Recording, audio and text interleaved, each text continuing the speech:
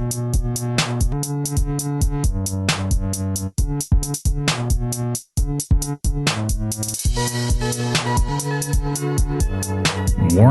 what you are about to hear are the thoughts of four ordinary dudes with no agenda and absolutely no filter. Please, do not attempt any of this at home, and try not to get butthurt. Welcome to the Dude to Dude podcast.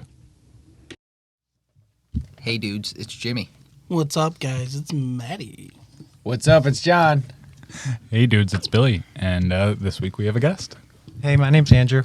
Andy's been on the show before for our long-term listeners, but that episode no longer exists. So for our new listeners, We're doing it again. And for our old listeners, it's not going to be the same episode. We're actually talking about something completely different.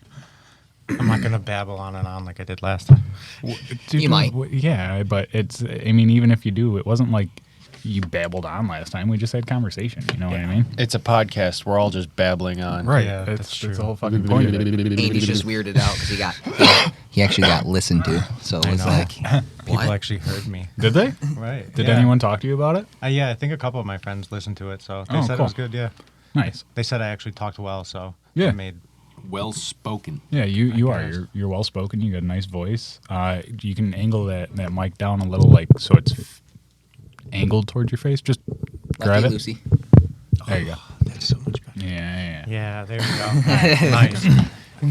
So, today we're gonna talk to Andy about some of his past. Do you want to jump right into it? Do you want me to lead you in with some questions? How do you want to approach it, man? Yeah, lead me in. I don't really know how to go about it, so... I can start it off like, hi, I'm an addict, if you want. But no, That's up to you, but no, lead me in. I was okay. about to say, I don't think you're any longer an addict. No. Yeah. He just kind of gave it away, but so Andy was a long-term heroin, cocaine, opiate user, a little bit of everything. Local Russell Brand. Drugs were fun. They were. I did mostly everything besides like meth. Didn't do that, so... Yeah. But yeah, it was 6 years of my life. So it was about 8 years ago. I have 8 years sober as of August, actually. So Awesome, dude. Good yeah, for you. Yeah. thanks. I celebrated my 30th birthday this year too, so that was cool because that was a day I never thought I was going to see. Right. So- And you hear that from a lot of addicts, man. They never really think they're going to live past for a 20-year-old certain it's point, 30. yeah. And Right. And I mean, I started when I was 16 or 17, smoking weed and drinking a little bit, but I was never really a huge drinker. But I started mainly, I think what brought me into it was a lot of peer pressure, but I don't want to blame it just on that. I was a very influenced kid because of the way I grew up. I just always wanted to fit in. So I just did anything I could to fit in with any kind of friend group I could find. So that just led me down I don't want to say the hard drug path first off, but I started, dabbling with weed and going out. yeah, and well, drinking. I mean, it was me and you who started smoking weed, dude. I didn't want to admit it, but if you want to... Oh, yeah, no, dude, I'll be straight up, dude. corrupted me from day one, Yeah, I did. And, there's... Fucking Billy. I feel bad about it, man. I do. I'm proud of where you are today, but I have definitely thought to myself, what if I had never introduced him to smoking weed? But I mean, at the same time, I feel like if I didn't, somebody would have, and Yeah. I can't blame myself for other people's actions. So you know what I mean. But neither am I gonna say that I didn't have a role in that. You're my brother, dude. I'm not gonna not be honest about that. Yeah. I mean, in all reality, I can't blame anyone for my choices as much as you can want to blame your friends that put you on to some of the stuff or people that introduce you to it or even let you keep doing it as long as you did. In all reality, it was my choice from day one, and I kept doing it as long as I wanted to do, and I didn't stop until I actually wanted to stop, which was a hard process in itself. But So how did you move from smoking weed, like most of us do, excluding Maddie, to the harder stuff? Was there a tipping point? Was there a catalyst? So my senior year was 2010, 2011 of high school. So I grew up, I was grew up in the like the start of the opiate epidemic. So I really started with like pain pills. So I didn't really start with Vicodin or anything like that. I jumped right into like Oxycontin, like right off the boat. Go ahead. Damn. Yeah, that's a lot. Damn. Now, was that a prescription that was like prescribed to you, or was it? No, that was my friends. So I had gone to a new school my sophomore year, and I found a new friend group my junior and senior year, and they had all started doing pills, and I had joined that friend group when they had graduated to that sort of pills. You know what I'm saying? The opiates and whatnot. Yeah, so So they were already. Yeah, they were already stepping into up that. to Yeah, that. and I kind of joined into it because I wanted to fit in. Like I said, you know, that was my whole goal. When I was in high school, I was just that kind of kid that just always wanted to fit in. So these people accepted me. So it was like, I'll kind of do anything to just maintain this, you know, all To these stay people. in the friend group. Yeah, I was Jump one of right those into people. the deep end. I always wanted to have people around. You know, I didn't want to be alone because like I didn't like my home life as much. You know, I mean, it wasn't my parents or anything. I just didn't like being at home. I felt like I was alone half the time. Yeah, So- and well, you know, you had younger brothers that were considerably younger than you, so it's not like you had someone your age at home to hang out with. Yeah. I could definitely see where that would come into effect. And I grew up as a fat kid, so I mean, I'm not anymore, but I grew up as a fat kid, so like I was very insecure going into high school. So like I wasn't too great with the ladies, so I didn't have that going for me. So I kind of just like if I wasn't hanging out with friends, I was just like sitting in my room doing nothing. So I felt like in a sense drugs gave me an escape from that. It also just helped me like cope with the fact that like I was insecure on the inside for many reasons other than just like my weight and stuff like that. So that was kind of helping me numb that fact too, and a lot of other like childhood traumas that you could, once you dive deep into like yourself, when you get sober, you realize that weren't quite there, but then you like realize, man, I did feel a little bit of that, you know, when I was a kid, or Right. things start to open up when you actually open up into like what happened to you. So I will say, when I got sober from alcohol, that's something that I could definitely agree with you is when you start to self-reflect on that kind of stuff, you can see, you know, who you were as a younger person, and you can try to develop tendencies to negate what you previously did. Right. That's how it was for me too, like with my issues with alcohol. Not something I talk about, but you know, me and you being literally the same age, I went through the similar shit. Like same thing with like the whole Oxycontin.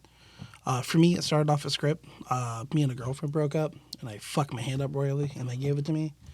So not only was I doing that, but I was also mixing it with alcohol. Oh, and bad that's combo. where my little fucking rabbit hole started. So I can definitely relate to fucking that.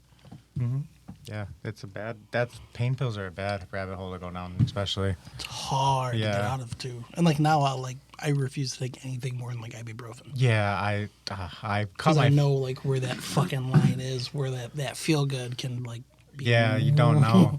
Way too tempting. Yeah, funny story. So I cut my finger off a couple months ago at work. I work as a butcher / like manager of a meat market, but I work with a bandsaw every day. So I was cutting a piece of meat, and like my finger got too close to the blade, and I cut the tip of my index finger off. So when I went, You could show the camera, dude. It's not Oh, all can I? messed up anymore. Yeah. oh yeah, nice. So yeah, so Let me see. I cut the tip of my finger off. Fucking Yeah. gnarly. So it grew back and the nail grew back, but it was just funny because when I went to the hospital, I was in so much pain, like it was in a ridiculous amount of pain. So when they brought me into the emergency room, the lady was like, "We're gonna give you some pain medicine," and I was like, for a split second in my brain, I was gonna tell her like I didn't want any, but I was like, oh wait, I was like, it's really not gonna be a problem. Like I went even so far as to text my mom, and I was like, hey, like, is it okay if like they give me some of this for like the pain? And she was like, yeah, is it gonna be like an issue? And I was like, in my brain, like not even without a thought, I was like, no. I was like, I'm in so much pain and I need this for that pain, and that's it. And I was like, they're not gonna send me home with anything. So it was just funny that like for that split second, I was like, I don't know. Yeah. Well, it's But that's always gonna be with me. Like there's that- a small temptation, and not even temptation, but like a small Tiny voice. Yeah, a small piece of your brain that's always going to worry about that. Yeah, now. it's like I was not like a little devil, but there's always a thought in the back of my brain for things like that, especially like nowadays. Like it's always like, is something gonna happen to me? Like, am I gonna get into a major accident, or is there something that I'm gonna have to be prescribed like a pain medication to where I'm not gonna be able to handle it, or I think in my brain and I know that I can handle it and I wouldn't even want it. I wouldn't need it. But just you think about these things now that you don't have to think about, like, if you've never done anything like that. Right. Like if you've never been extremely addicted to anything like that, like you don't have to think about certain things when they give you a script for something, you know? No, yeah, I definitely agree. I can see it in, I could see how it would definitely be more of something on your mind than it would be even on something on my mind. And then let alone someone who's never had an addiction problem. Mm-hmm. Just going to the doctor like it's an ibuprofen. And to me, that's like unfathomable. Yeah, I don't like ibuprofen. I'm very cautious with like the medicines I take now too. Like I have a lot of anxiety still, like very like pent up anxiety. So like, and I'm just I don't take anxiety medicine for it because I'm cautious about like the stuff that they prescribe, and I just don't want to be reliant on anything like that anymore. So I kind of self-soothe it. So Yeah, I can respect it. Mm-hmm. So how did you end up graduating from pain pills onto heroin and the harder stuff? So pain pills were for me was like Talk right into that mic, bud. sorry. You're good. Pain pills. So senior year of high school, I was smoking pain pills pretty much all of senior year, and then I graduated and I didn't really know what I was going to do with my life, so I attempted to go to college for a little bit, but that didn't really do much but send me to a bunch of parties for the time being that I was there, and I just experimented with more drugs too. So I continued with the pain pills after high school, and then eventually one day my friend was doing heroin and was just like, hey, like this is cheaper and it's a quicker high for you. Just try it. It's going to be a lot cheaper than like Oxycontins are getting at this point because they were getting outrageously expensive. So I was like, okay. So I snorted a line of it, and that started off. It started off being like, okay, I can manage this. Like I started only doing it on the weekends, and it was like a Friday, Saturday night kind of thing. And then it turned into Friday, Saturday, Sunday. And then it turned into Friday, Saturday, Sunday, Monday. And then it was eventually an everyday thing. And I kind of just continued on that path for at least another 4 or 5 years. I didn't start really like heavily using, and I started IV using for the last like 6 months of my addiction, which is very, very rough.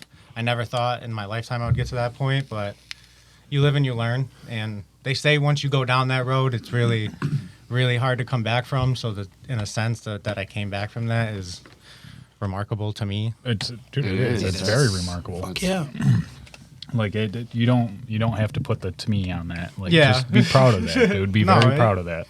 It is remarkable. It's hard to talk about sometimes too because you don't like it was so long ago that like I don't realize like how bad I actually was. Like to think that I was that kind of a junkie, and I don't like using that word because like people aren't junkies. Like it's just somebody that has a problem. Like yeah, you were that kind of an addict. yeah, I was that. Yeah, there you go. I was that kind of an addict that would do something like that. Like I never like I always said for the first like couple of years of my addiction, like no, I'll never be that type of person. Like I'm just fine with snorting it. Like it's okay. Like I don't really have that bad of a problem, but you lie to yourself a lot during your addiction, like so much. Well, and then you just go farther into the hole. Yeah, I was spending a lot of money. That's why I did it, because I just it was the cheaper way. Same thing why I went to snorting heroin from Oxycontins, because it was just cheaper and it was easier to do. So I just was spending a lot of money, and like I was always the type of addict that could manage to hold a job. Like I never did jail time or anything like that, but I always held a job and I always managed to like make my own money. Granted, I spent every single penny of it on drugs, but I managed to make my own money and like not have to steal from like my parents and stuff like that. I still did sometimes, but like I didn't have to do it as much as like everybody else used to. Yeah. But So how did that affect your relationship with your mom, with your family? I was in denial that my mom knew about it for the longest time. I thought she didn't know that like I had a problem with anything, but she put me in rehab for smoking weed when I was in high school. So I think that kind of like didn't send me down the wrong path, but it really opened my eyes to other things too. And it kind of was like, why do you think I have a problem? And then it's like, I kind of rebelled, but I was already deep into like getting into things when she did that. So I was just kind of like rebelling against her for that reason. But she kind of always knew that I had like issues with addiction, but she never thought it was getting to the point of like going down the road of heroin. And then she was getting suspicious like a couple of years in. Like I just never had any money. I was always having money troubles. I seemed to always be tired around her. So she knew something was up, but like she's a I don't want to, gullible is not the word. She's a very, like, she doesn't know about that kind of stuff. Not even that. She's trusting. Yeah. You're her son. She didn't want to think that you were doing that. God, no. So when she found out, that was the most heart-wrenching thing for me. But we've been through a lot. She's definitely been down a lot of roads with me and done a lot of things that normal moms wouldn't do for a kid, and definitely stuck by my side through a lot of like dark times that most people would walk away from. But I'm definitely glad that she's still here through it all. So That sounds like a class A parent to me. oh yeah, Fuck yeah. got to the point where she told me she didn't love me at one point, and I remember the day she said it. And I know she didn't mean it, and we've talked about it, and she didn't mean it. But I just remember the day she said it, and it was just very, like, that right there was one of the days I was like, I gotta stop. Like, I'm not doing good to my family, and I'm not doing good to any of my friends. And so that was one of the reasons I stopped, because, like, she was just fed up with me, and I lost my job at the time, and my life was just falling apart, and I was using IV at that point, so it was just, like, that was my black hole. I was living on a couch. My mom didn't like me. I had no friends left. And like, That's pretty much close to end game as far as that road yeah. goes. And like, you would think that would like be like rock bottom, but I still kept going for a couple more weeks after that. Like I was deep into it. And then eventually my mom was just like, we're going to rehab. Like you're going into an inpatient facility. And I was like, okay. Now, was that, because didn't you do rehab before that? Yeah, I was in rehab a lot, but it was always outpatient. Okay. It was always like, you got to go like 3 times a week, talk to a counselor and stuff like that. And then eventually I got so bad that like I just stopped going to that. That was never, my mom just didn't care anymore. I had moved out at that point too. So like she didn't really have much control over what I was doing with my life. Gotcha. So I stopped going to that after a while. So the last like 3 years of my addiction, I was free reigning it, living. What did you find more helpful about inpatient compared to outpatient? Inpatient, one, I was stuck. Okay. So that was like a big thing. I could say the first day I didn't really want to be there. I was not really giving it my all.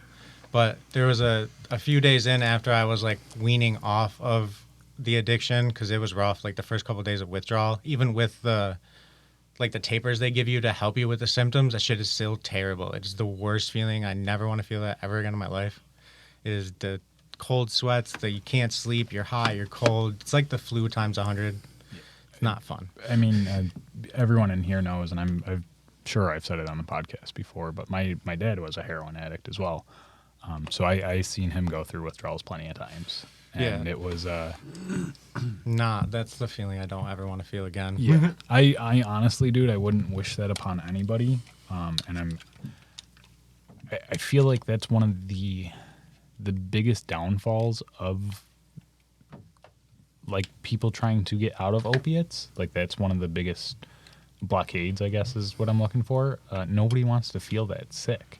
Yeah. But I mean, like that wasn't even the main reason. That wasn't even on the list of the reasons why I wanted to get sober, because like, I mean, yeah, you don't want to feel like that, but like you get over that in addiction. Like you just go use again and you don't feel like that anymore. So it was mostly just like the hurt I was putting on my family, and then just like the mental and emotional stress. Just like I was tired of living every day. Like it was just a constant stress. Like you just wake up every morning and it's just on the go. You just got to figure out what you got to do to get the next fix, and that's it. And then sometimes I was at work. So like I had to be at work all day. Sometimes I'd be sick at work, and then you have to get stuff delivered to work, and it was just a big fiasco half the time. Jeez, man. Yeah. How's that affect your perspective of like others that use, like either either like people you know that maybe like still use, or just like people in general, like your general like outlook on people? I sympathize with them. You know, I've been through that. I know the struggle. I know what it's like to be in that position. I know what it's like to not want to stop. I know what it's like to want to stop. I just know what it's like to be in that like form of mind where the drugs are the only thing that are really keeping you happy. That's how it was for me. Like there was nothing else in my life that was making me happy as much as the drugs were. Like nothing else. So I didn't have like a girlfriend. I didn't have like real friends. Like I thought they were real friends at the time. Like, but they really weren't at the time. And then like I didn't have any family because I didn't talk to anybody. I never left you, bro. Fuck out of here, bro. I lived with you and you hated me. Well, yeah, because I found out you were using heroin and not paying me rent. I mean, I never can left you, you though. blame the No, guy? you didn't. No, I you never didn't. even kicked you out of the house, dude. No, you did not. That's true. I left on my own free will. Yep. I never ever fucking left you, bro. Yeah, no. Even when you were at the new place and still using, bro, I still Yeah. went and visited you. I know. There was very select few people that didn't leave my side. So, my mom, you. There was very few family members that didn't leave my side. So even. No, go ahead. No, No, go ahead. I was gonna say, dude, your mom is my godmother, dude, and Yeah. so I seen what she also had to go through, dude, and it broke her heart, man. Yeah. And I can't imagine how hard that was for you. You and your mom have a very special bond, man. You guys are,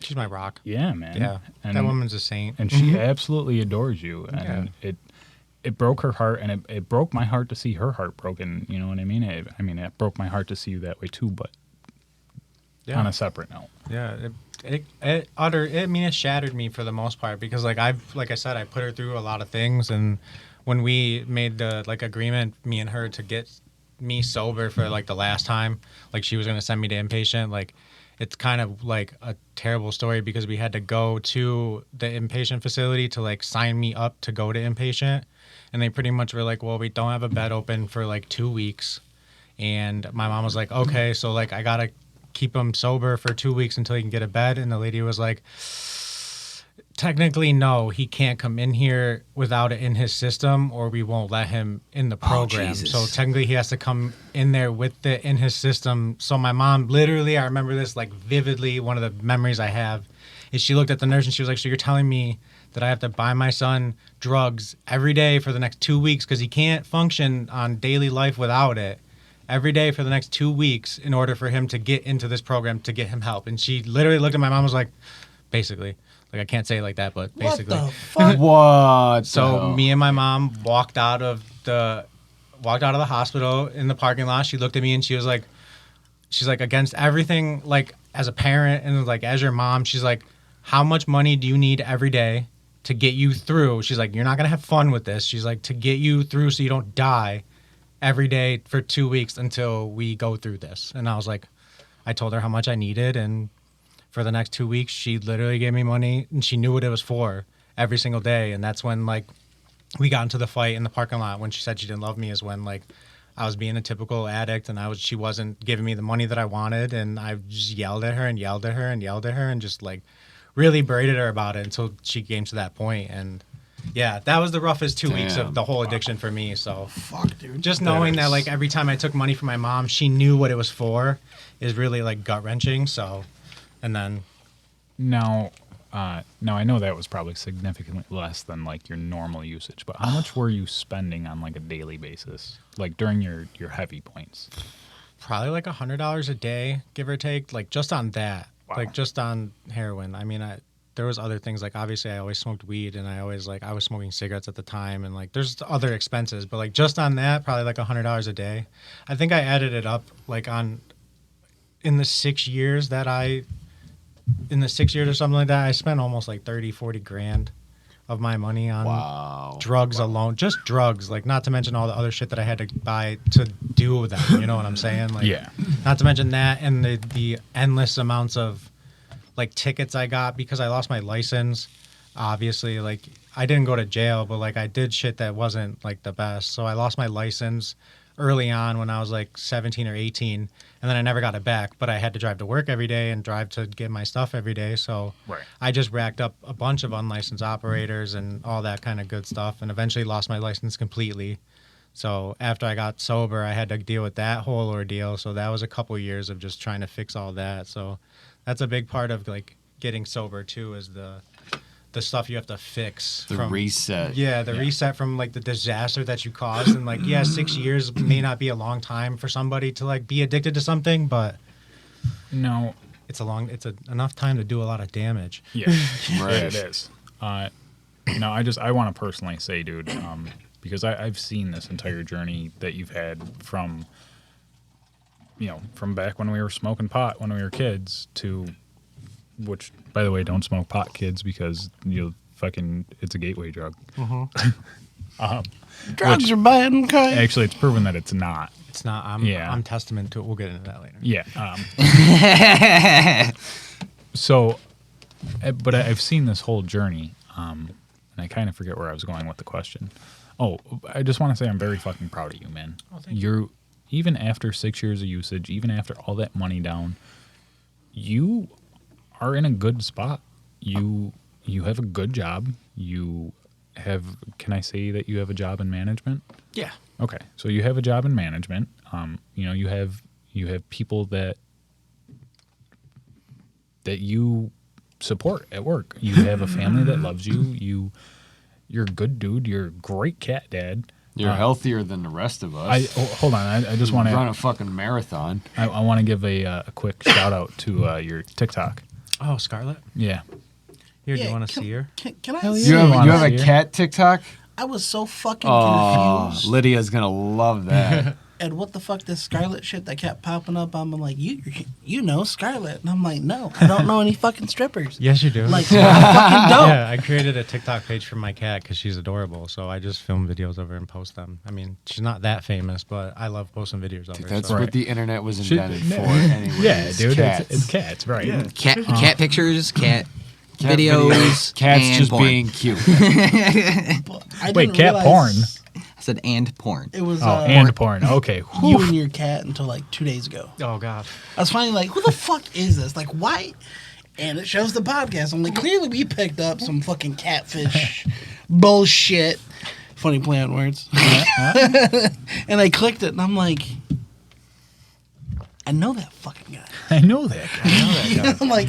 I'm like, oh fuck. I'm like, okay. So, between that and like John said, you're super fucking healthy, dude. You're in great shape. I try. Well, dude, you're starting your own TikTok channel for your running channel. You want to give that a shout out? Yeah, I gotta That's remember the dope. name. Hold on. You gotta remember the Is name. it- Oh. It's Run with Drew. Yeah. Yeah. I just started posting about running, so we'll get to that in a little bit. So repeat that because I think we were all kind of. It's called Run with Drew. All one word. Run with Drew. Yeah, it's to see you go from where you were to where you are, dude. I am Yeah, extremely proud of you, dude. You have your own apartment, like you have your own things. You have a great job, a nice car. You have everything in your life that you're supposed to have, and Complete 180. I've done things that I've never thought I would do. 1 and 2, like if you would have told me when I was in active addiction that I would have told you were crazy, like that I never would have experienced. So, like I said, I didn't think I would make it to 30. If you would have told me in active addiction that I was going to make it to my 30th birthday, I'd probably be like, yeah, okay. I didn't want to live longer. I didn't want to live to that age. Like when you're in it, like you don't think about the future like that. Like I just thought about every day as the day it went by. But like Right. I seen older people and I'm like, I don't, because you're in that addiction. All you think about is drugs. You're just like, I don't see myself as like a functioning adult. Like I'm functioning in my own brain, like to myself. But like I looked at older people and I'm like, I don't see myself being like that kind of person. But like right. when you get sober, you realize that like you can be that kind of person, even though it might be a little bit different than normal people that don't experience the things that you've experienced. But What do you mean normal people, dude? normal people, What's normal? I don't know, right. not me. Have you ever met one of these normal people? Because I sure as fuck haven't. Yeah, dude. I think that, and I think that's just part of the human experience is that we all feel that our personal experience is so different from anyone else's. Whereas in reality, like even with all this that you're telling us right now, you still have the same life that we do. Yeah, You know what I mean? You just have different thoughts. We all do. Everybody has their own story, but Yeah. we all live the same, not the same life, but we all live the same kind of life. You know what I'm saying? We're all human in a sense. We so- all live a human life. Yeah. exist- We all go existence. through similar struggles. Yeah. Right. Whether We're it all be one thing or another. NPCs, man. Right. In someone's story. So, what would you say is like your most valuable lesson that you learned through all of this? I've never actually thought about that. I guess it would be to just like value your life. As cliche as that sounds, like, just take it like we're all here for a short period of time. And in a sense, like if you look at the bigger picture, like we're only here for a short amount of time, and like to waste it, like literally wasting your life away on something that's not gonna like bring you joy, like real joy in life, is just stupid. So like I guess that's what I thought. Like, that's how I found through all this is like just to kind of enjoy life as best as you can without using like a drug like that. Not like escaping completely to be numb, but just kind of like gain joy out of life experiences. Says the guy that goes and runs fucking 10, 20 miles just to get a runner's high. That's enjoyable. It is, dude, and it's healthy. I'm just busting your balls. No, running's fun. That's one of the things I gained in sobriety. I mean, it was more recent, but like I learned that exercise in general. I mean, I was always a gym fanatic, so I like going to the gym, but I really found running recently, and it's been a life-changing experience. It's definitely a fun thing to do. Like, if you don't like it, I suggest you start doing it. Well, Talk to me in 20 years. See how those fucking knees are doing. his knees are going to be in way better shape than yours are. What? Yeah. Way better. You don't use yours. Precisely. They're mint condition still. I would say, though, it does help not in the sense of, like, my recovery, because I don't want to say that like I'm done with recovery, because like you practice recovery in a sense like your entire life once you've been addicted to stuff that like I've been addicted to. You kind of practice that your whole life, but like I don't really think about it much anymore, so like it helps me more with like my anxiety that I have to deal with now that I don't numb everything with drugs. So like running helps soothe my mind in a sense, so like when I'm out there like running on the pavement, I'm not thinking about anything besides like what's going on around me, like in like Almost like a form of meditation. yeah, like my kind of meditation, because I don't really like sitting still, and like I can't sit there and try to meditate with my brain and my like ADHD. So when I'm out there running is the most calm I ever feel, really. Like that's the most calm in my life is when I'm out there running miles That's awesome, and miles. dude. Yeah, it really helps. Is. And dude, I mean, we talked about it today because we were hanging out, but your fucking calves are like fucking monsters. Like when he goes to get up and leave, you still got shorts on? Yeah. Oh, dude, they're fucking beastie, dude. Holy shit. Yeah, that's what I'm saying. Like I said, Mine are like that too, man. Dude looks like a Yeah, gym right. teacher. see, I was Looks like a gym teacher. That's the thing is I was a bigger kid my whole life, so like I mean I was always carrying her. I always had bigger calves, and now that like I just been running constantly, they just been molded to look Yeah, like I rocks. Sculpted. Very fucking proud of you for that, man. Yeah, it's definitely. I could tell you if you're in recovery and you are a fan of fitness and you don't run avidly, I would suggest trying it. At least try a little bit of running here and there. It's definitely very soothing for me. So I think everyone should try a little running. yeah, I think you should. It definitely makes your lungs better. It makes your heart better, and just makes you like. Because like, look, we went to Darien Lake today to ride roller coasters, and we walked around all day, and I really was never winded or anything like that, and it felt good. Like usually, sometimes like back in the day, I would walk around an amusement park like that, and I'd be like. See, that's got to be a great feeling, dude. Oh yeah, to not have really to like does. gasp for air and stuff when you're like doing not strenuous activity, but just like basic normal activity. Yeah. Yeah, just like even at work, like sometimes I'll be like doing like lifting boxes and stuff at work, and like I used to be done with it, and I'd be like, now I'm just like, oh, that's cool. Like, Yeah, I'm on to the fine. next thing. Give me more. I mean, Go ahead. I was gonna say I'm just here to lighten the mood a little bit and make a joke, but you don't think all the brown sugar that you were putting in your lungs kind of helped with the your lungs are fucking iron now. They're like, let's go. And they are iron. Christ. The brown sugar. I can't with you. Well, I just because like after like I was a smoker for years and switching to vaping, like I know it's not the greatest, but Oh yeah, I noticed. overall it's a marked improvement from fucking cigarettes. Huge difference. I'm not up every So, morning coughing up black shit out of my lungs. What are you talking? It's a huge improvement. But I also exercise a little bit, not as much as Andy does. But I get in, roughly about 12 miles a day at work, probably a little bit less now. But it's not running for 12 or for 10 miles and then doing Unless it's Christmas. and then doing a lift on top of it. I did do that the other day. I ran 10 miles and then went to the gym. Then I ran 3 miles the next day. 10 miles is rough for me right now. I got to get up there, but I'm trying to work on running a marathon, which is 26 miles. You just got to eat your bowl of pasta before the night before. The night before I ate 7 pieces of pizza. And every piece after the fourth piece, I kept telling myself, I'm going to run 10 miles tomorrow, so this piece is okay. I was helping my friend move into his new apartment, so they ordered pizza. So I'm just like, I was hungry already, and I already ran that day. So I was like, 4 pieces in, I was like, all right, every piece I have after this is just, I'm running 10 miles tomorrow. It's just fuel. Yeah, Man, I'm fuel. fat. And I can't eat more than 4 pieces. Yeah, I think I got to like 6 or 7, and I was like, all right, I think I've had enough fuel. I think you might have overdone it a little bit. No, I mean, I didn't have to take any gels or anything for that 10-mile run. I did the whole thing myself, just with some water. Wow, that's a lot, dude. Yeah. I give you so much props for being able to do that shit, dude. I give myself props for that because like I never thought I could run that much, but like I said, I didn't even know people could run that yeah, there's people that do 100-mile races, 200-mile races. There's people that run for 24 hours straight. I'm gonna get there. Don't get They it. work for NASA. I know No. those type of people. I'm getting there. I'll run a 100-mile race in the next 10 years. I guarantee it. Dude, even when I was like Trying. in shape, the only way that I could get through runs was literally relying on my own anger. Like, I would find shit to be fucking pissed off at while running. Like, I'd be, like, when I was living down in North Carolina, I'd be running, and I'd be like, fuck that car, you know? Fuck that motherfucker, you know? Not giving me enough room on the side of this road. They ain't got no shoulder. Fuck that guy. And I'd be like, "Ugh!" And I'd like to push me a little bit farther, then I'd fucking trip. Be like, fuck these fucking rocky roads, man. Like, I listen to books most of the time. Do you? Yeah, I was listening to Harry Potter on a couple of my runs. I like to listen to books. I find sometimes like music. There's certain days where I like music, which is mostly like rock music, which gets me through. But most of the time, I'm just like, because I'm so calm when I run that I listen to podcasts or like I'll listen to books on tape.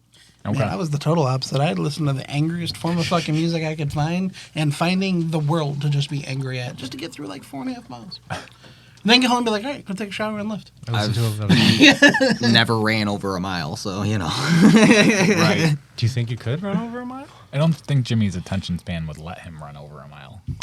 I think he could do it if he put his mind to it. You'd be surprised where your mind will take you that your body won't. I could probably run a mile. My but then lungs I'd won't keep up with a collapse. mile So what I noticed when I anymore. Something better be behind me wanting to kill me. Yeah. Right. when I was really Motivate doing me. my running though is like after you reach a certain point, you kind of get that runner's high, and it's almost like a second wind. Like you really kind of stop noticing that you're running, and your legs just kind of do the thing. It's the next day where you're like, oh, "Fuck, did I do?" Mine kicks in at I've found that my No. second wind kicks in at 5 miles.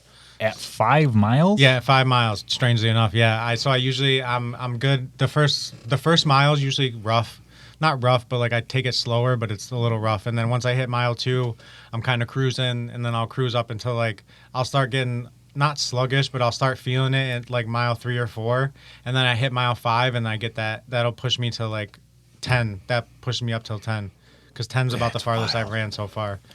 Dude, the most I've ever ran in a day was 5 miles, and that's waking up, going for like a 1.5 mile run, coming home, eating breakfast, taking a shower, working out, going to work, coming home, then running again, eat dinner, shower, and then like maybe like one more before bed. I'm You not trying forgot go to on tell the us when range. you masturbated.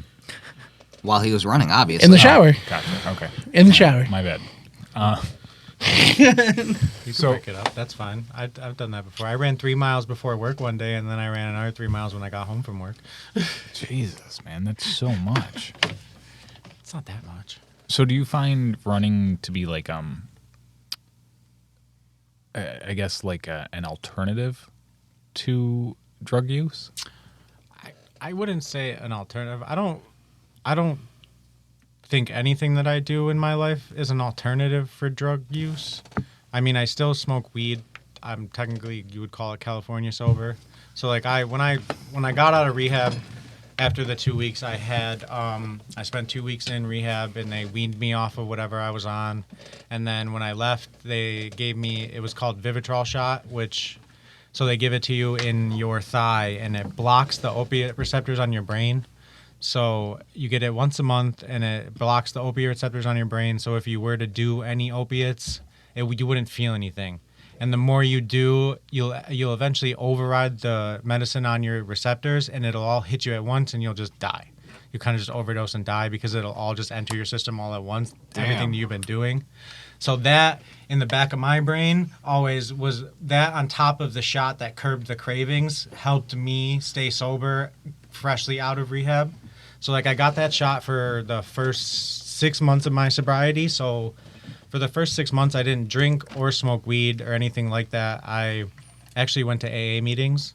That was surprisingly a big help for me, as much as like I wasn't addicted to alcohol at all. I've never been addicted to alcohol. It's never been a problem for me. But the AA meetings I found they were more helpful for me.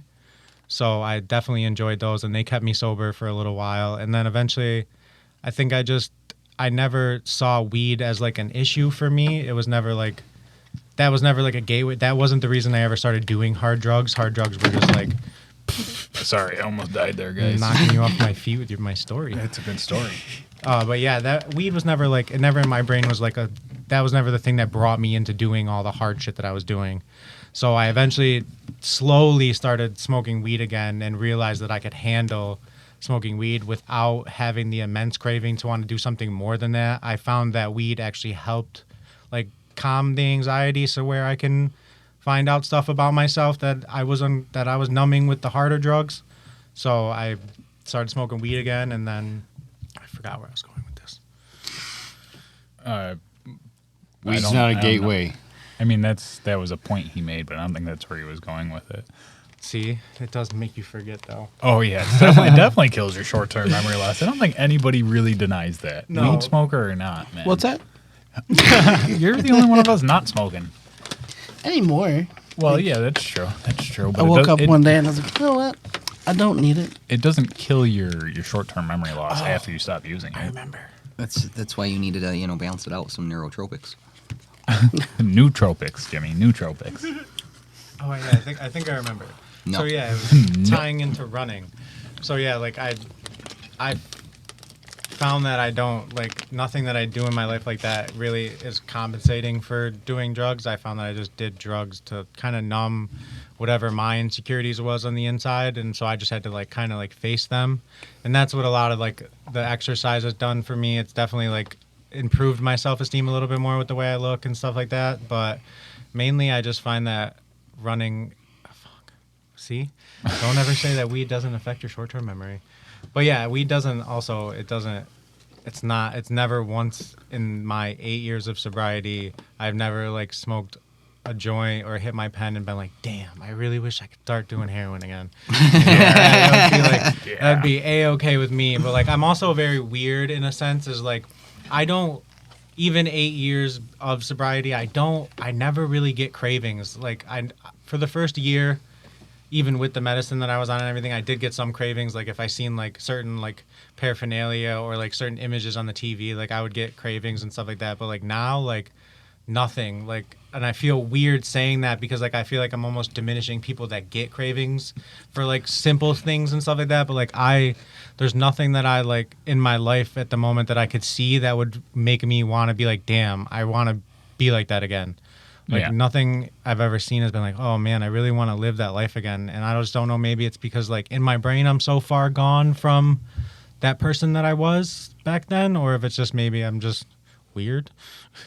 And I don't think that makes you weird, man. I don't think that you should, feel any type of way like it's diminishing anyone else. Your journey is your journey, man. Yeah. And because there's people that have cravings like my wife, for instance. We both got sober from alcohol. The long-term listeners know this, but we got sober at the same time. She finds it that she has cravings more often than I do. She has triggers. I really don't. I have a couple, but it's not in the same way that she does. And we talk about it openly. I don't think that you should feel responsible for other people's feelings in that regard. Mm-hmm. Again, your choices are yours. Mm-hmm. And now, when you talk about weed, like calming that anxiety and stuff, what do you find is different between that and heroin? Now, obviously, it's a different drug. It does totally different things. Why don't you feel that it it pushes you past that point? Because weed doesn't shut off my brain.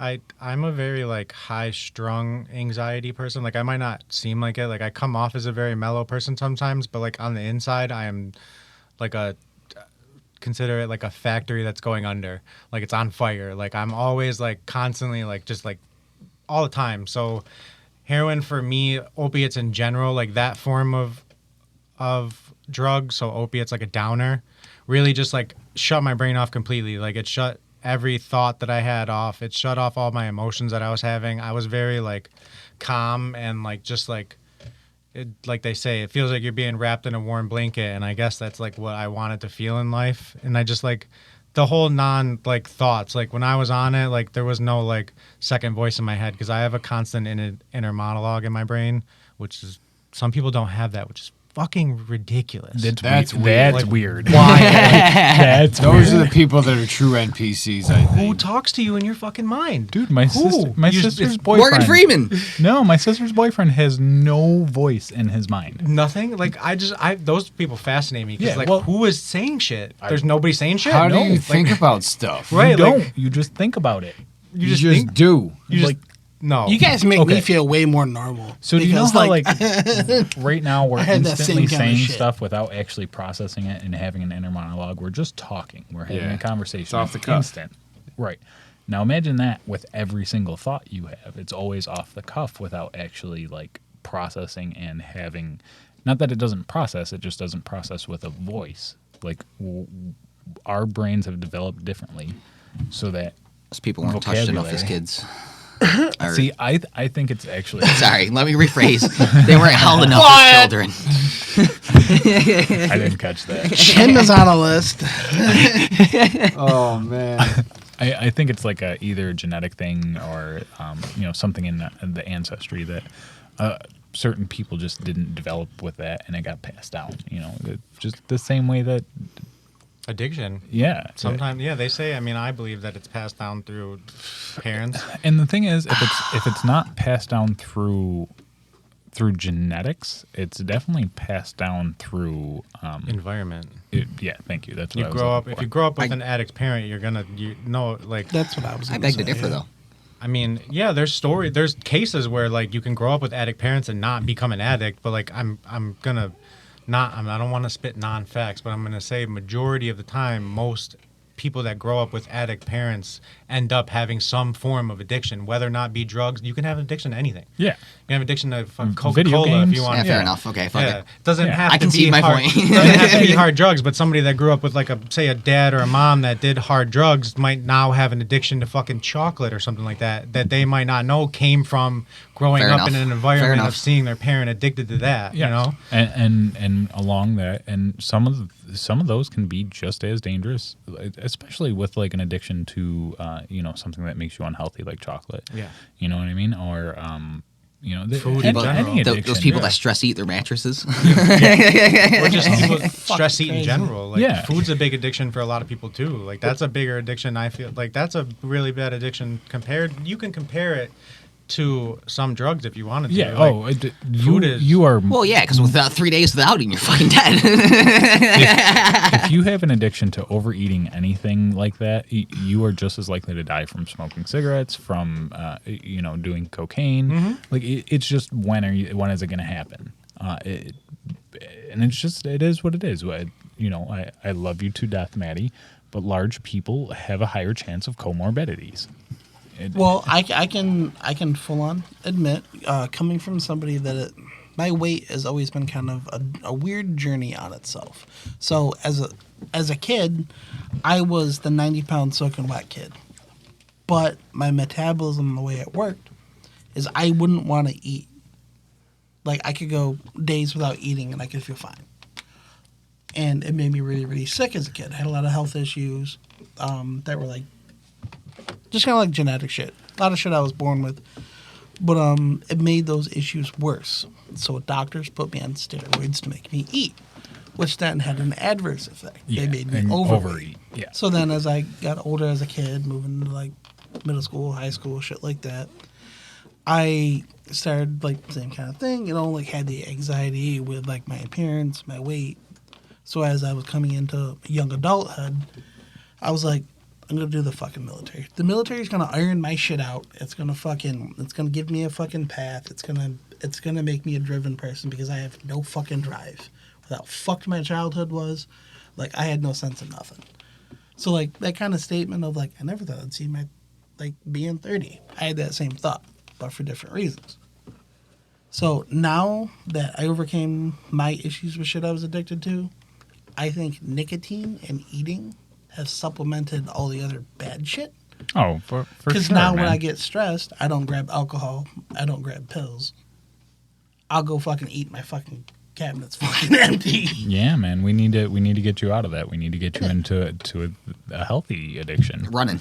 Yeah. Apparently, I you was gotta gonna start say running. when I get stressed, I run. Yeah, That's a big thing I found that through when I was getting like sober and diving into like what would you call it, like self-awareness, like realizing like what in myself I don't like or like need to figure out. And like I realized that like I like to have control over in things in my life. Like I like to be able to control things, not in like a bad sense. I don't want to sound like I'm a controlling person, but like certain things in my life I just like to have control over. well, yeah, we're humans. So when things in my life I can't control are happening, I do things more that I can control. Like I do them more. I'm trying to think. The things you can control, I put more effort into. overexert. Yeah, I overcompensate. Overcompensate for. So like running, like I always run, but like when there's stuff that I can't control in my life, like now, I run more. So like I'll start running twice a day instead of just once a day, or I'll run every single day instead of, and that's not a good thing to do. So that's another thing that like you got to work on. Like I'm still working on self-awareness. Like 8 years later, like whether it's addiction tied or not, like I'm still working on myself and things that I need to learn to make myself better as a human, so I don't have to want to ever resort back to just numbing my whole body. You know what I'm saying? Dude, it is so weird how in your late 20s and then early 30s, like it seems like most guys are starting to get with that path. Now, of course, there's outliers, dude. Don't get me wrong. People have done it sooner, and there's people that aren't ever going to do it or haven't done it yet. I'm glad you say that, because like I hate myself. Like I mean, I know that like I started late for most people because of the things I was been through in my younger 20s, but like I hate myself for the fact that like just now at 30 is when I'm starting to think about like the rest of my life. Like, but it's because I never thought about that. I never thought about past 30. So now that I'm actually there, I'm like, fuck. Yeah. Like now I gotta like think about like what I get it. You know, like what do I really want? Like now I'm like I have still a long time. Like these 30 years were like, wow, that wasn't really that quick. So like I have another 40, 50 years of my life. Who knows? Maybe longer. So What it's am I like, going to make of it? right. Like this is like in my eyes, it was like I had my 20s, my early teens and my 20s were like one chapter of my life, and like I started closing that. Like in the last 8 years, like I started closing that chapter, and now it's finally closed. Like now 30 is like a new chapter in a book that I get to write as the new me. You know what I'm saying? Like I'm kind of like now starting to think of like who I am as like a man, and like where I want to be in life, and like what I want to like feel, and like how I want to respond to like emotions and stuff like that. Never thought I'd hear this come out of your mouth, Andy. God, either did I. Like I never thought I would be this like I've always been, it's weird because like I've always been like a self-aware guy, like very self-aware, like, and like I've always wanted to like talk to a therapist about this kind of, but like I've always been like very self-aware of like how I am as a person, and like the things I do, and like the tendencies that I have, and like sometimes I think I'm weird for them, but like then other times I see that people experience the same things that I've experienced. Even the tendencies that I thought I had that were weird are not that weird. People experience them every day, but it's just like I don't know if being as self-aware as I am of the things around me and like my emotions and the way I feel about myself is like a bad thing or a good thing, but like The only thing, Self-awareness is definitely a good yes, thing. the only thing I would say to that is like, yeah, self-awareness is awesome, but don't be afraid to be aware of other people as well. oh well that's I mean well, and the fact is like, you know, me and you aren't in that far off of a spot, and our life for the past 8 years was completely different. yeah. You know what I mean? And I had to spend a lot of time rebuilding. Right. And like that's what I did too, but in a very different way. yeah, and that's what I see. Like I'm a very like, and I understand the saying like comparison's a thief of joy. I try to live by that, but I'm also a person that compares myself a lot. So like when I think about it, I think about like where certain people are in life at my age and where I am, but I also think about like, hey, these people graduated high school, went to college, had time to save money, got a job, saved all their money from their job, and then like actually had time in their early 20s to start the life that they have now. Whereas like me, I had to start rebuilding my life when I turned 23, 24. And now that I'm 30, I'm just finally like getting to the point where my life's built up enough to where I can start adulting to where these people are already like well adulting by now, and I'm just like I'm not that kind of adult yet. I wasn't there where new people were like becoming these adults. I wasn't becoming that adult. Dude, I watched my younger sister become an adult before I did. That's crazy. I watched my younger brother become an adult before I did. Yeah. Technically, I mean, but this man, like, he's 20, almost 21, and he's got a union job. He went to college. He's doing good for himself. He's about to get his own apartment, and I'm just like, damn, this kid was. I was not there when I was 20. I was sleeping on somebody's couch. But the thing is, and I know your family. I'm sure he's learned from you. I know for a fact that he has learned from what happened in your life. Yeah. You know what I mean? They definitely know. I've told them, like, not in a sense of, like, I've never, like, dabbled deep into it with them, that they don't need to know that kind of stuff. But, like, I've told them, like, I've experienced some things that you shouldn't need to experience, and, like... I'm sure they know more than you think they do. Yeah, they do. I'm sure they do. But it's also one of those things that's, like, what's said or what's not said is heard, you know? Like, they know... If they know, they know, but, like, we're not going to talk about it like that, because it's just not something that, like, you want to talk about with your little brother. Me and my mom barely talk about it, really, and, like... We were through it all. I was surprised you were okay coming on and talking with us about it. The way I see it is like, I mean, one, it happened, so like I can't change it, and two, like if one person hears this and like decides that they want to get sober, or they decide that it helps them with their recovery, then it helped. You know what I'm saying? Yeah. And it might change people's outlooks on like what an addict actually is, because like you're never gonna break that stigma. Even 8 years to the day that I've been sober, there's still people that probably will see like a picture of me and be like, damn, I wonder if he's still an addict. And it's like, it was so long ago. And like, you can obviously tell I'm not that type of person anymore, but that stays with you. And it's a rough thing to get by, but like, you just got to prove to people that that's not you anymore. But although I agree with you on that point, that's with anything. That's anybody that hasn't seen anybody in 10 years. Yeah, right. So don't forget that either. Yeah. You know what I mean? Now, well, you got onto the point of, maybe helping somebody else. If you had any words of advice for somebody who is struggling, or somebody who knows somebody who's struggling, what could you say to them? What would you say to them? Yeah, it gets better. Like, it definitely gets better. There was definitely a time in my life where I thought that it would never get better and there was never a way out, but there was always a way out. And you just need somebody. Necessarily you could do it on your own, but it definitely helps to have somebody in your corner like I did. And you just need somebody to like really open your eyes to the fact that like you don't want to live this life anymore, and you need to see it for yourself. And they say it, and it's cliche that like you're never going to get sober unless you want to get sober, but it's 100% true. Like, I tried to get sober, I think 6 or 7 times in the 6 years that I was doing it, and none of them were for my own reasons. So like that's why they never worked. This last time I actually wanted to get sober because like I wanted my life to be better, and it stuck. I mean, I had a lot of help and I had a lot of work to do it, but clearly I did something right because I survived. And it's crazy to say that because like most people don't survive that. So like, and I always have that like in my back pocket, I guess. Like, I've had that struggle, and like some people haven't had that struggle. So like, I've been through adversity in a sense. Like, I've done something that most people never do. So you've been. I can do anything I want. Some real adversity. I can do anything I want if I set my mind to it at that point. And that's the way I took like my fitness and running. Is like, I never thought I could run that much, but like the way I seen it is like, if I could do that, if I can overcome an addiction that 85% of people don't overcome, then I can do whatever I really want. I can run 10 miles. I could run 100 miles if I want to. It's just about what your brain tells you to do. Your brain's got to want it. I mean, I say that all the time when we talk about my sobriety is like Yeah. no one's going to do it unless they want to. And they Alcohol's have to have a crazy. reason to.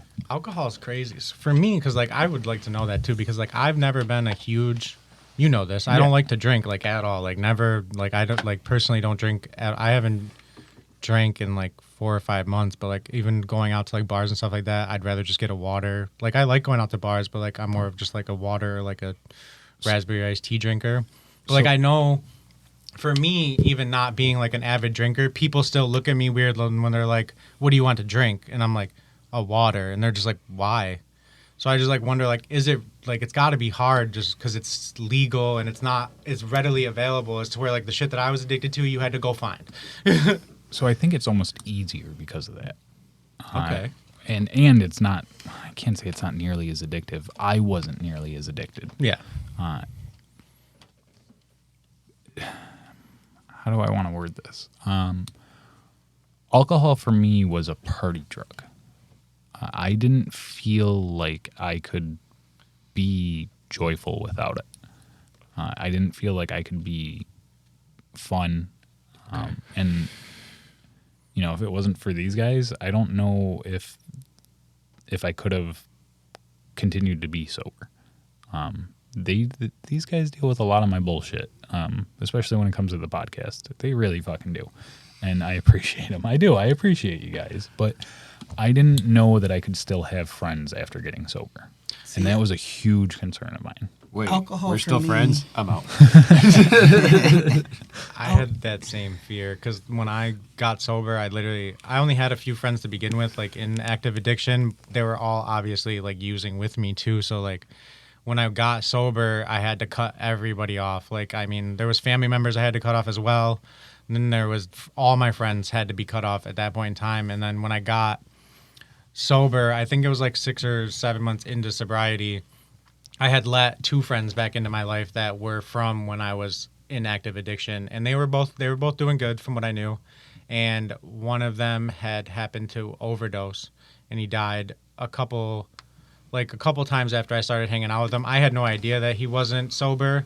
He had seemed sober when I was around him, but yeah, he had died and overdosed, and that really took a toll on my one friend and me. It really opened our eyes. I mean, I was already sober and my other friend was already sober, but it really like opened our eyes to like, damn, like we don't want to be in that life anymore because like in an instant, like your life's gone. So Yeah. it really like I really had to like realize who my real friends were, and I'm still friends with 2 of my friends that were in the thick of it with me, and they're both doing very, very well, and we're all really good friends. And That's awesome. It's cool to see like how far we've come from back in the day when we were all very much terrible people to now we're all living very, very flourishing lives. It's nice to see.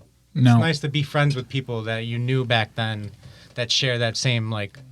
Do you guys have a support system in each other? I wouldn't say it's a support system as much as like we're weird in the sense that like we don't reminisce, but like the stories, we all have stories from when we were in it and we were all together. So we all have stories from when we were doing it together. So we kind of just like share those stories when we're together and laugh about them and like, damn, we were fucking rough. Like we don't ever want to do that again. And we just look at our lives and are like, we're good. Like that's not something we ever want to do again. So That's cool. I'm glad I maintained those friendships. I'm glad they were able to stick it through because like honestly, it's good to have people like that around, and you too. Thanks. Oh, you're welcome. I know for me, kind of piggybacking off of like what you and Bill have both said.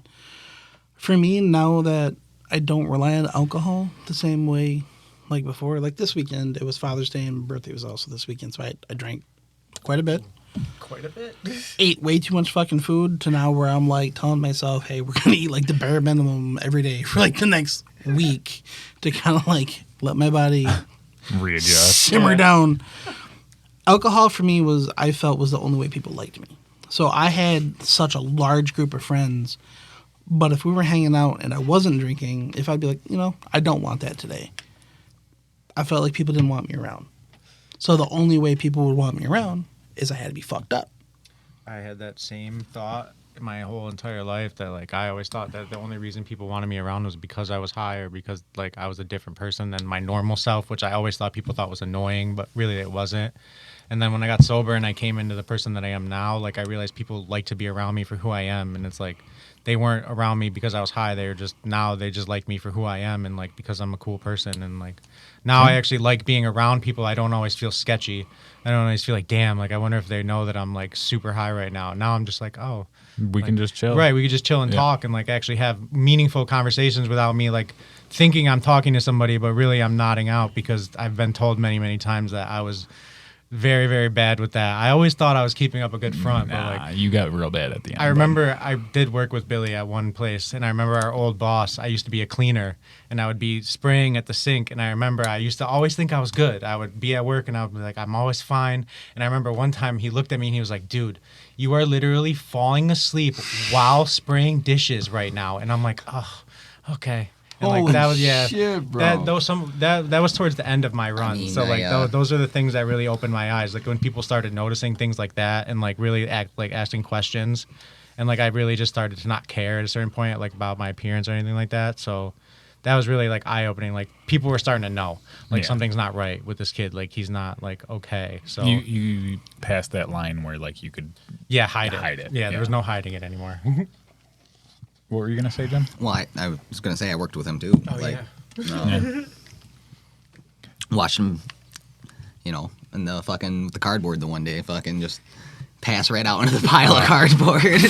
Bro. I remember one He time, sat down and take like a 5-second break, and he was just out. I remember one of the times, one of the eye-opening experiences it was like one of the last couple of months of my addiction before I went away to inpatient. I remember I was staying on one of my family members' couches at the time, and I did a bag, and I woke up 3 or 4 hours later on the couch, just awoke suddenly, and I was like, oh no, like that's not good. Like I might have not have woke up like one, like, and that was one of the times I sat up and I was like, okay, like I might have to stop. Like this is getting bad. Like if I don't like can just do it and then just fall out like that and then wake up and be like, what the fuck's going on?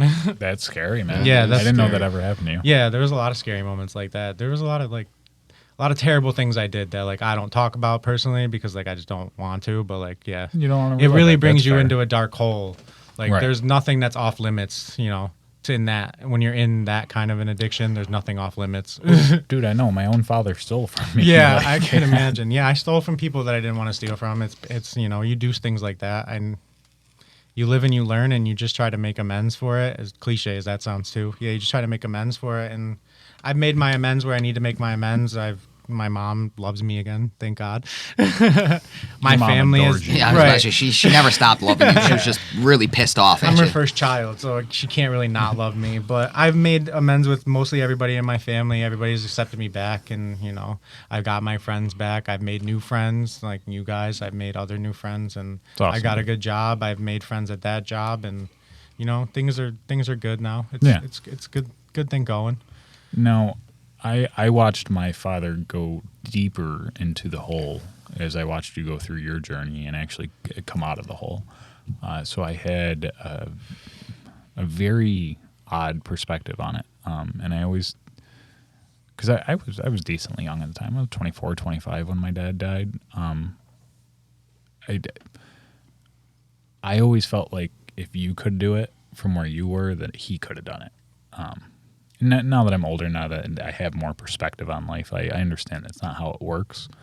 But would you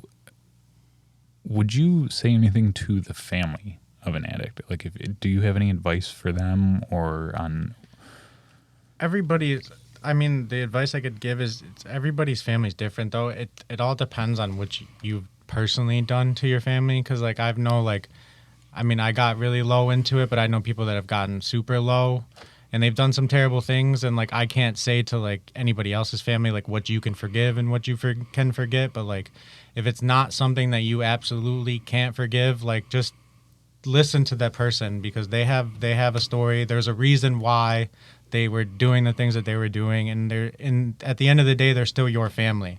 Like whether or not you want them to be or not, like if like I said, if they didn't do anything that's like unforgivable, then just try to forgive them. Give them a shot to like explain what was going on and like what brought them to that situation. Because like that's honestly what my mom did. That's what my family did. Like after a certain point in time, like I just had to explain to them like that's what I was doing. Like it wasn't really me, and my mom knew that. Like as soon as the day she picked me up from rehab, she looked in my eyes and she was like, Jesus. She was like, you're back. She was like, you were gone. She was like, I looked in your eyes before you left, and she was like, there's nothing there.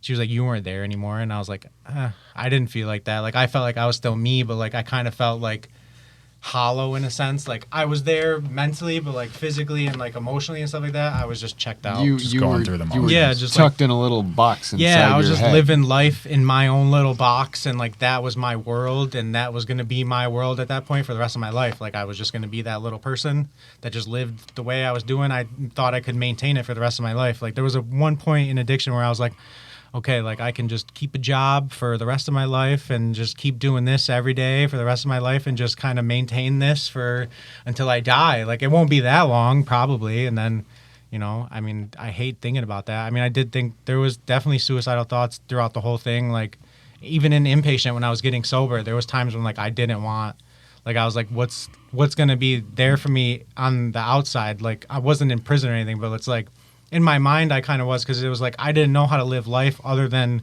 being a drug addict. Like that was my life in a sense. So it's like when I got out, I was like, I don't know what to do. Like I don't know how to be like a functioning member of society, kind of. Like I don't know, like I could get a job, but like what am I gonna do with the money? Like I don't know, like how to save money. I don't know how to handle money. It was just a lot of learning to be a functioning member of society and to learn how to like A lot do of everything. what ifs. Yeah, like what ifs, like what's gonna happen with my life? Like am I gonna be normal? Am I gonna have a lot of like fucked up health issues, or am I gonna like is my mind gonna be completely fucked up from all the drug use that I did? Like sometimes I think about that, like when I can't, like it might not be the weed, but like when I'm like sitting there and I can't recall certain memories of like my past, I'm like, damn, did I like really like fuck my brain up that bad? Because like there's certain things that I can't remember that I should be able to remember. I wouldn't worry too much about that. Yeah, It's I mean, just- I'm not a dumb kid, but then it's also like, it also fucks me up because like I didn't get the same, like I feel like I didn't learn as much as people did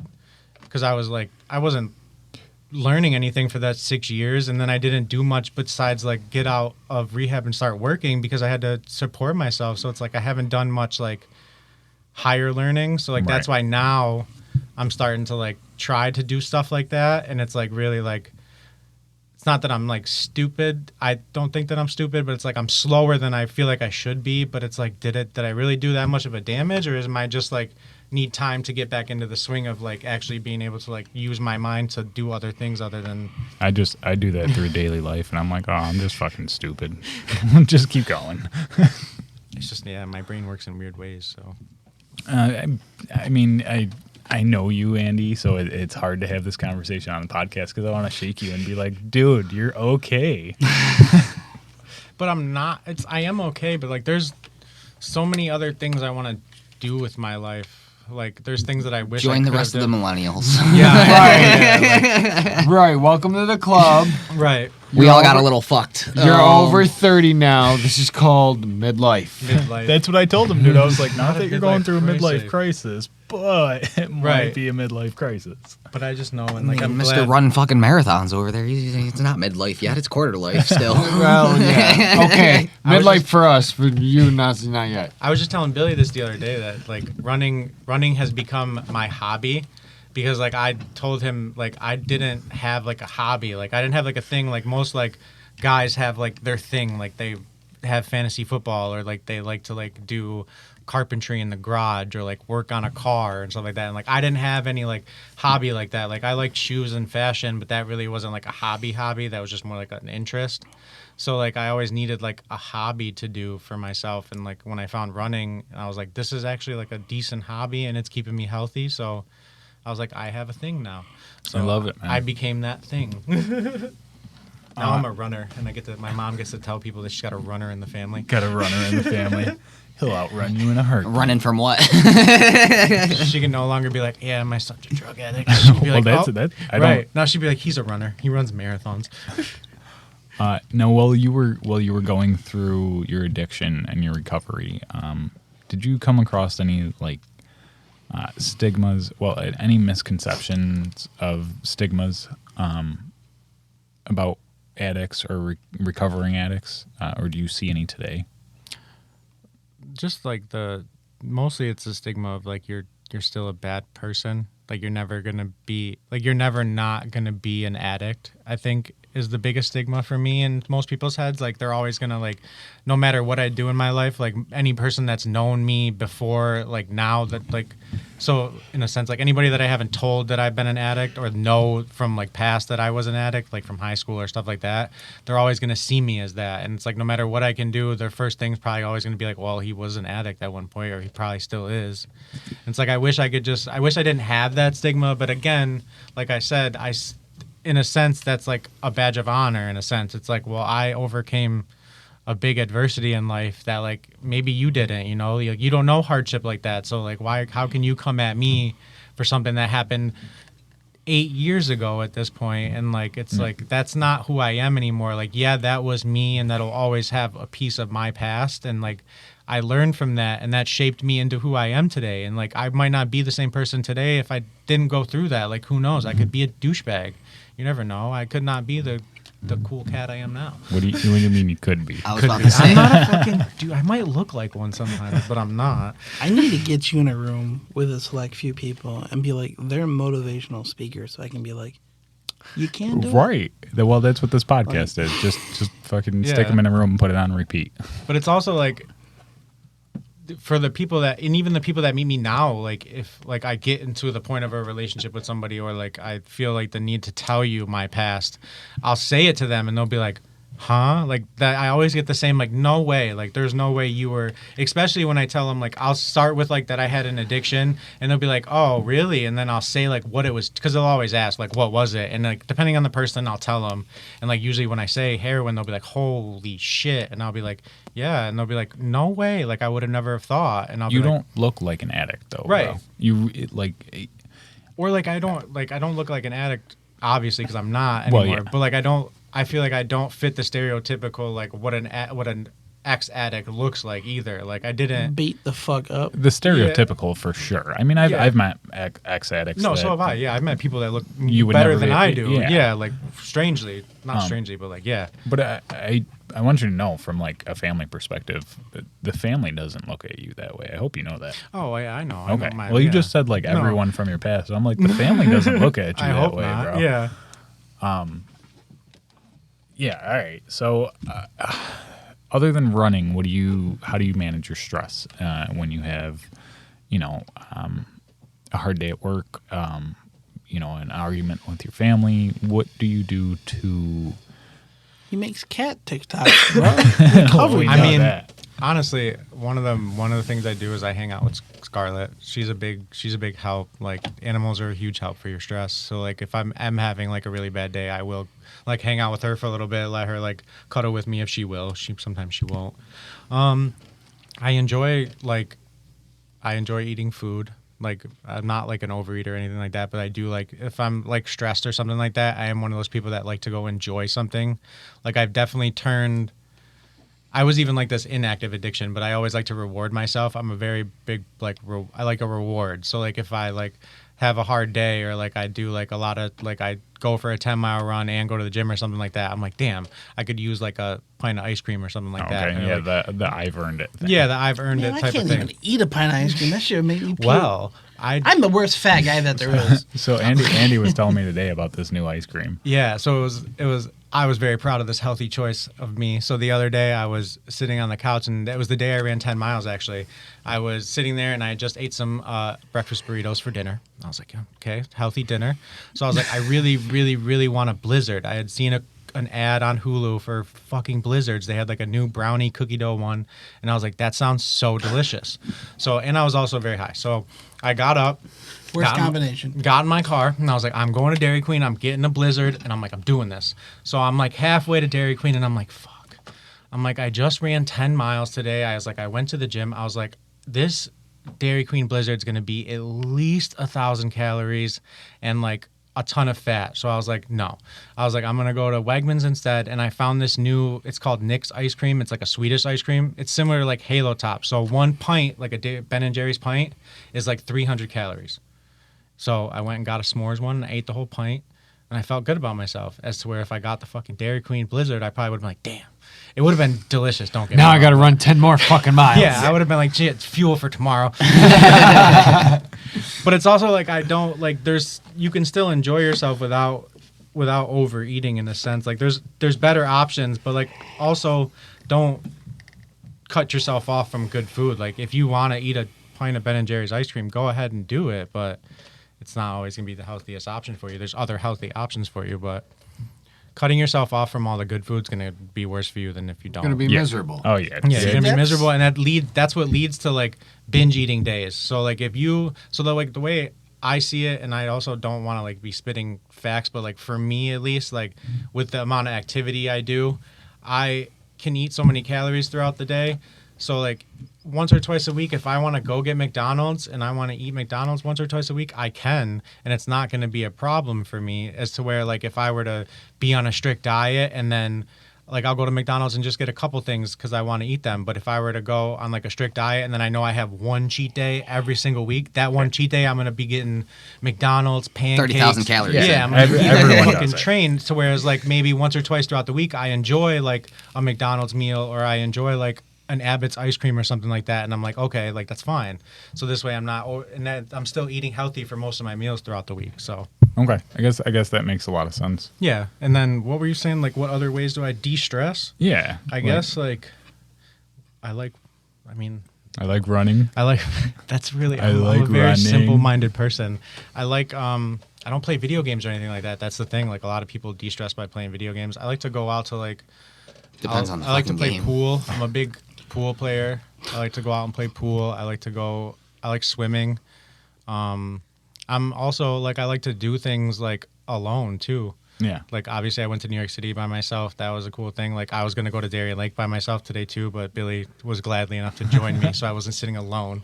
I was like, dude, you're going by yourself? I was How much are tickets? full for it. I was gonna be like, I want to go to Darien Lake, and nobody's gonna go with me. So I was like, I'm gonna go do it by myself. Like He was, and I was that's like, the thing. dude. Let me go with you. Yeah, I find joy in doing stuff like that, and then like I don't know. That's about it. There's nothing much. I mean, I work a lot. That's the thing. Like I'm working. I work 5 to 6 days a week, and then I work till 5:30 every day. So by the time I get home, I gotta go run. By the time I'm done running, I go to the gym. By the time I'm done with the gym, it's like 10 o'clock almost, and then I gotta eat dinner, Yeah. and then I gotta shower, and then I gotta play with Scarlett, and then by the time it's like Bedtime. it's bedtime. So it's like I don't have much time to like do other things besides running. That's why I made running my hobby. No, I It's like I can could respect do that. I that. was just curious if you had any like stress management techniques is all. Oh, I've recently started reading too. See? Like There starting you to go. read more. I was never an avid reader because like I can't sit still, but I have found that like I try to do it after my runs. Okay. Because like I'm so calm when I'm done running and I'm fucking sweating my ass off. I'll usually like sit on the floor and I'll start reading. Well, especially if you're doing like- audiobooks so like- while you're Yeah, running. but you're no, already in like that I'm talking like mindset. actually reading. No, I meant Oh, like yeah, that yeah, yeah, mindset. Yeah. But I tend to like just sit down and I'll read a few pages here and there, and that helps. It's That's good. awesome, dude. And I didn't know you got into reading. What do you like? Like self-help books, kind of. Not Okay. self-help, but like motivational books. It's like Rich Dad, Poor Dad, that kind of books. You stuff still like got that. my Malcolm Gladwell book?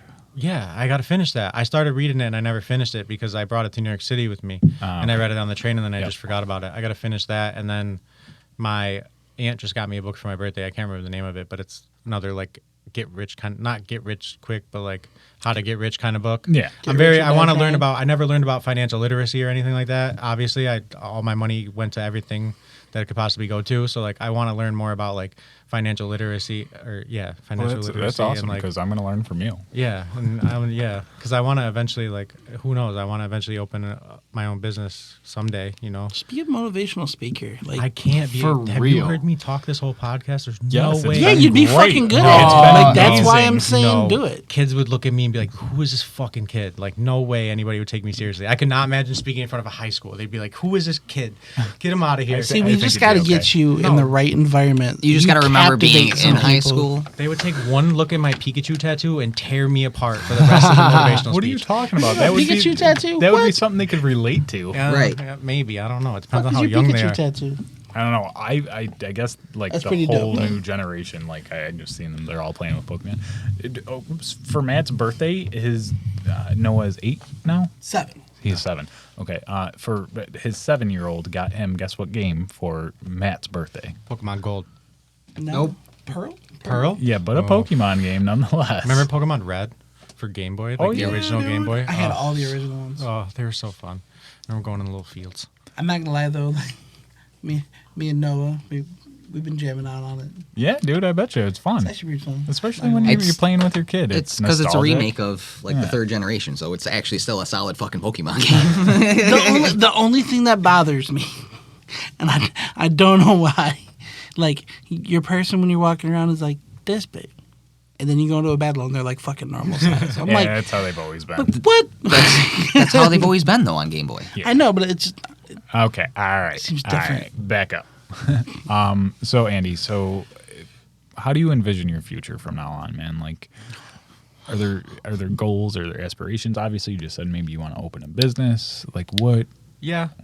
So one of the goals I would have would be to eventually open like a, I don't want to say, it would be like a smoothie / like health and wellness shop. So like I've always loved smoothies and I love making protein shakes. They're like a daily thing for me. Andy's So- protein dump. I don't know. He's just gonna be in the I back gotta room. Figure out a cool name for it, but it's I always got been, one for you. It's been like a hatched idea in my brain for a couple months now, so I kind of want to bring it into fruition. Is that the right word? Yeah. Yeah, it's just I enjoy doing it, and it's something that I would enjoy doing for the rest of my life, and it brings happiness to people. People love smoothies, and people love being healthy, I guess, nowadays. So, other than that, I mean, now that I'm 30, I kind of envision maybe having a family. I've never been a big kids person, but we'll see what happens down in the future. But I can see that now. Like, back then I couldn't see any of that, but like Yeah. now I could see myself being like a dad and like taking my kid to baseball and stuff like that. I fucking love hearing that from you, dude. Yeah, I really do. It's nice to hear because like I mean I still mostly I take every day as every day. Like you don't know when your time's going to be up. Like you know I still might not make it to that age. Who knows? Like it could not be from drugs this time. But Dude, we could have fallen off a goddamn roller coaster today. Right, Those so were scary. I take every day as it is, but I actually like having the idea of having a future. So like I love thinking about like what I want to do for the rest of my life, or like how I want to like make money and how I want to like see things, and like do I want to own a house, or like what I want to do, and like kids and a wife and stuff like that. Do I want to get married? All that kind of stuff. So, So it's- what you're telling me is you and I need to go to a pool hall, and I got to play the game. Hi, have you met Drew? Yeah. For real though. no, I'm still very timid. So I know, dude. For how good looking this kid has turned out, he is still so timid when it comes to women. it's really So I'll slide up to the bar It's and a- take care of the best friend for you. it's very hurtful because like I'm one of those people that like you gotta if you approach me, I'm cool. Like I will talk your ear off probably, like if you actually start talking to me, but like I will never approach you, and that's a very You won't. Well, yeah, you initiate. won't have to. That's why we play Have You Met Drew? yeah. Have you met me? And then you put me on the spot, and I get fucking like So let me tell you about this guy. He's like- a motivational speaker. He's a cat dad. Ladies love that. This boy has the stamina of a goddamn horse. Let's just put it this way: A he knows how to take stallion. care of a pussy. He not only has the stamina, but he's hung like a field mouse. I mean horse. Sorry. horse. But in my brain, I'm still the fat kid. So like I'm still very like I'm not insecure because like I do know that I'm semi good looking in a sense. Like I know that I'm not like completely ugly. I'd approach you. Thanks. Like I know I'm not completely ugly, but like I'm still very like I don't think that other people think that I'm attractive. So like I mean I've been told I am, which is fine and everything, but like I still don't think that, and it's like I probably never will, which is terrible. But like I just That's body dysmorphia. my no, man. I know, and it's fucking terrible because like, but it's not. I mean I'm not body. You have a it's- goal that you have set for yourself, and you are not to where you have set for yourself. Yeah, but like I respect also that. am, like I said, I'm a very self-aware person. So like I'm also aware of the fact that like I know my body and I know like what I've been through. So like I know like where I can take I know like what my body can look like and what it can't look like. So I know that the end game that I want isn't possible, and I know that.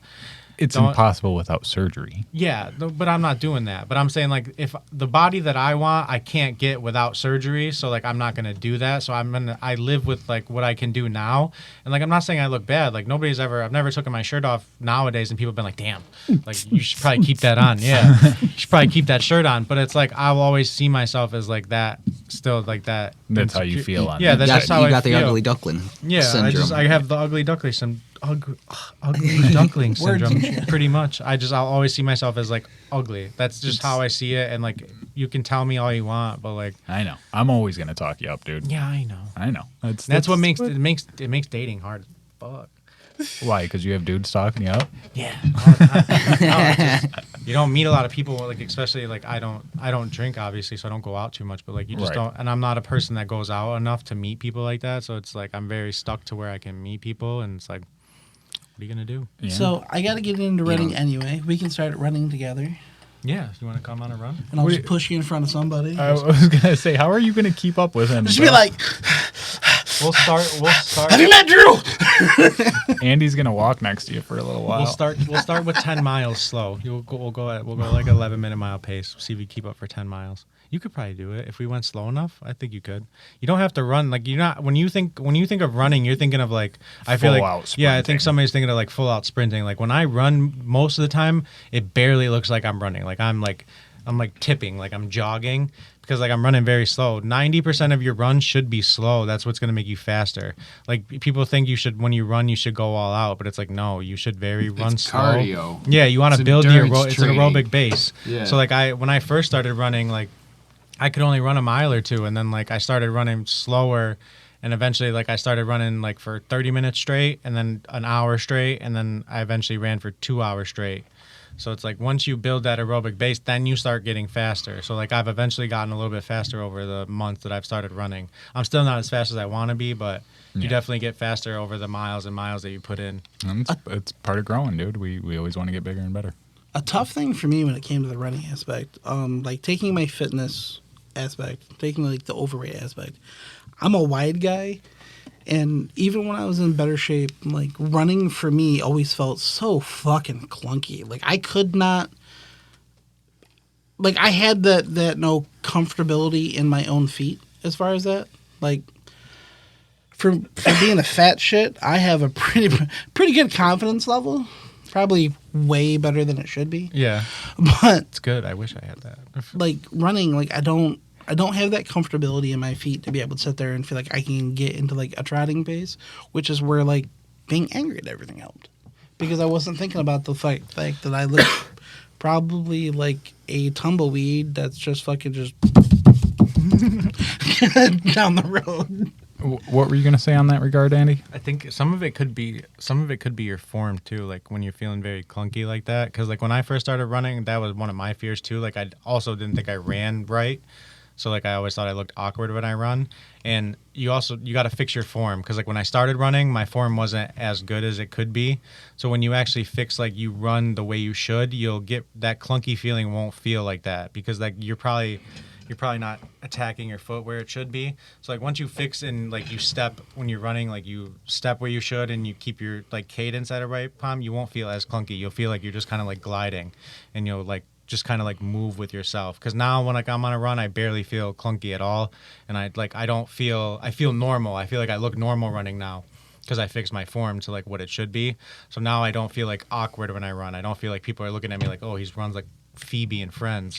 No, that's me, bro. That's me for sure. But I feel normal. So a lot of it could be that, and you might just need like different shoes too, because the clunkiness could feel You need the right running you need the shoes. right running shoes. If you run in, I ran with the wrong ones for my start. Not the wrong ones, like they were running shoes, but they weren't like really good running shoes, and I put like a lot of miles on those. But when I switched to an actual pair of running shoes, game changer. I was cruising the streets like a Mustang. All right, man. So before we wrap this up, is there anything else you want to say to the listeners? Not really. Okay. Yeah, no, that's Thanks cool, for man. having me. Yeah. Cool to share the story. You want to give a shout out for your TikToks one more time? Yeah, Run with Drew, all one word. And then Scarlett's is, I gotta look it up. Pretty sure it's Scarlett_Joe. You're wrong.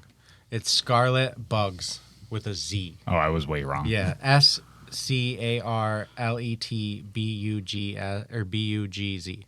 All right. Have fun, Thanks for guys. coming on, dude. Yeah, no problem. Thanks for having me. It was nice. I'll be And back. down. guys, have you met Drew?